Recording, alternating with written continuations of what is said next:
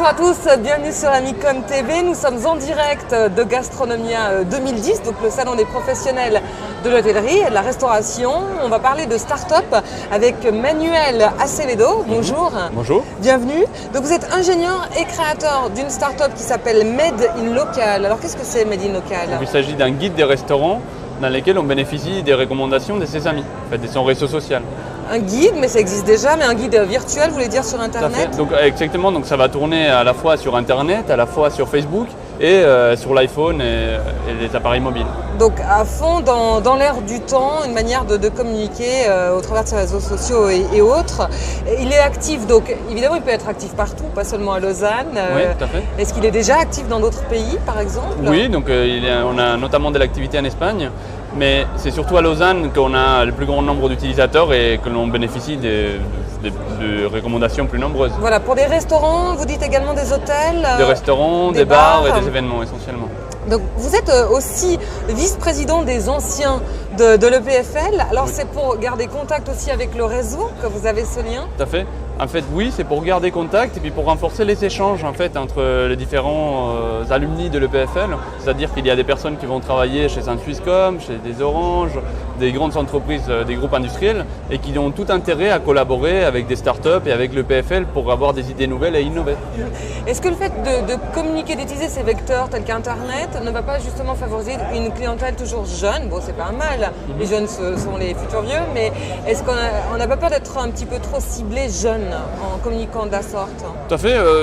En fait, non, je dirais ma mère est sur Facebook, elle utilise la plateforme, etc. d'une manière différente. Donc je pense que les réseaux sociaux aujourd'hui touchent une large part de la population. Oui, ça s'élargit au niveau de l'âge de plus en plus, c'est vrai, au niveau de Facebook qui était quand même avant peut-être plus des 25-35 et ouais. Ça a tendance à s'élargir.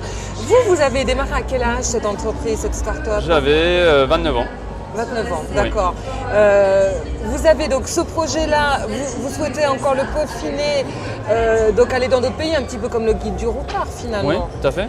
Donc il y a une expansion géographique, nous on commence très fort par Lausanne et Genève essentiellement, puis après on cherche à faire une couverture nationale donc pour la Suisse, puis après on verra jusqu'où on peut aller. Donc vous allez voyager, vous allez sur le terrain, vous avez des employés déjà? Oui, tout à fait, donc on a une équipe de 4 à 5 personnes aujourd'hui. Donc avec des profils techniques ou de design, etc. D'accord, donc les gens se bousculent pour Barcelone ou Stuttgart, donc j'imagine. Donc, qu'est-ce que je voulais dire en fait? Qu'est-ce que vous pourriez donner comme conseil pour d'autres personnes qui ont envie de se lancer, mais qui ne savent pas trop, qui n'osent pas forcément mettre toutes leurs billes dans un projet tel qu'une start-up? Alors mon premier conseil ce serait en fait de s'intéresser au client final, c'est-à-dire que pour nous dans notre cas c'est beaucoup les restaurateurs, donc au lieu de passer trop de temps à faire des choses techniques dans son coin, c'est très important d'aller depuis le début rencontrer des restaurateurs par exemple qui se posent des questions, qui se disent voilà comment est-ce que je peux gérer la présence de mon restaurant dans un guide ou dans Facebook ou sur internet, etc. Aller dès le départ en fait parler avec les clients. D'accord, c'est le public cible, oui. C'est les restaurateurs, mais pour évidemment les clients et montrer qu'ils pourront avoir de bonnes répercussions par internet. Tout à fait.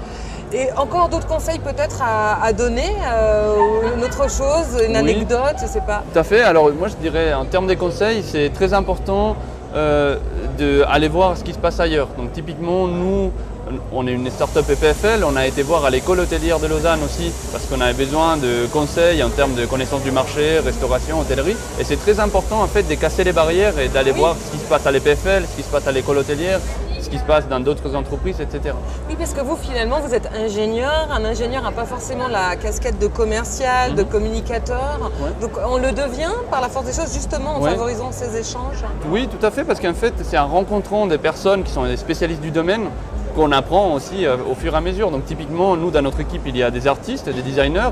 Alors, je deviens un petit peu plus artiste.